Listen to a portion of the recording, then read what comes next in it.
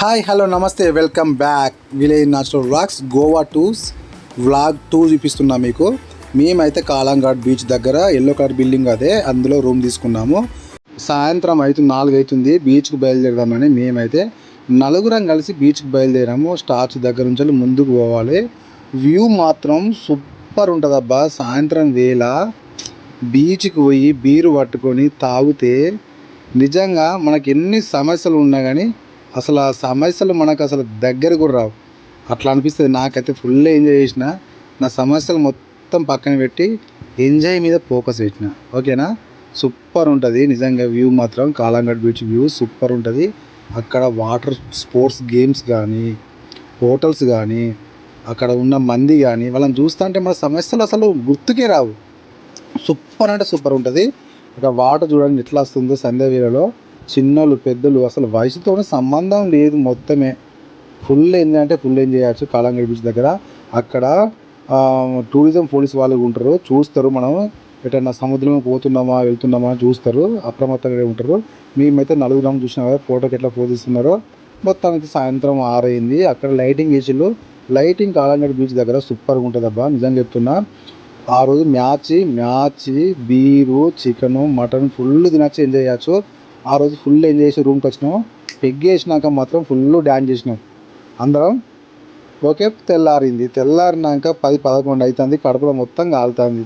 దగ్గరలో తాళియాట, ఫిష్ తాళియాట ఎట్లుంటుందో అని మేమైతే వేను.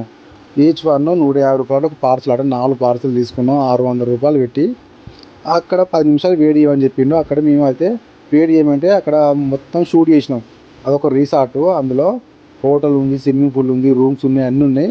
మొత్తం షూట్ చేసినాం. బీర్లు అయితే మొత్తం ఫ్రిడ్జ్ 2 ఉన్నాయి. ఆ బిల్లు పట్టుకున్నాం, వేడి చేసినాం. మొత్తానికైతే మాకు ఇది ఇచ్చిళ్ళు పార్సల్.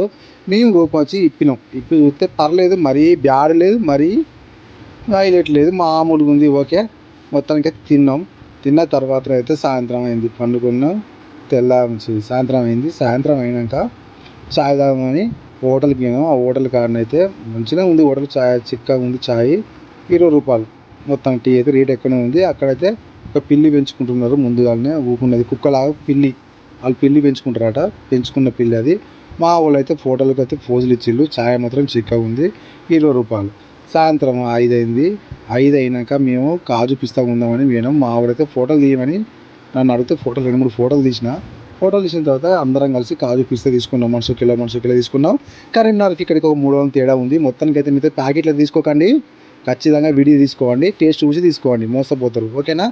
ఆ కాలంఘాట్ బీచ్ దగ్గరనే తీసుకున్నాం మేము. తీసుకున్న తర్వాత అక్కడ కాలంఘాట్ బీచ్ది శంకుస్థాపన వచ్చి ఒక పోల్ ఉంది. ఆ పోల్ చూపించాను కదా మీకు, చూడండి. అక్కడ అప్పటికి కూడా మంది పోతున్నారు. సాయంత్రం 6 అవుతుంది. అక్కడ దగ్గరనే గోల్డెన్ మ్యాన్ ఉన్నాడు. గోల్డెన్ మ్యాన్తో మేము అందరూ ఫోటోలకు దిగినాం. దిగినాక 6-7 అవుతుంది. మేమైతే క్రూజ్ షిప్కి బయలుదేరినాం. 3 అంతస్తుల క్రూజ్ షిప్. ఈచ్ వన్ 1200 రూపాయలు, నలుగురికి 4800. మేమైతే అక్కడ బస్సు వచ్చింది. బస్సులో మేమే ఫస్ట్ ఎక్కినాం. ఏసీ బస్సు సూపర్ అంటే సూపర్ ఉంది. సిటీ మొత్తం చూపించుకుంటా సముద్రం దగ్గరికి పట్టుకుపోయిండు. సూపర్ ఉంది. మీకైతే థర్డ్ బ్లాగ్లో చూపిస్తా. ఓకేనా, ఫస్ట్ బ్లాగ్ కూడా మీకు అటాచ్ చేస్తా. Okay, subscribe.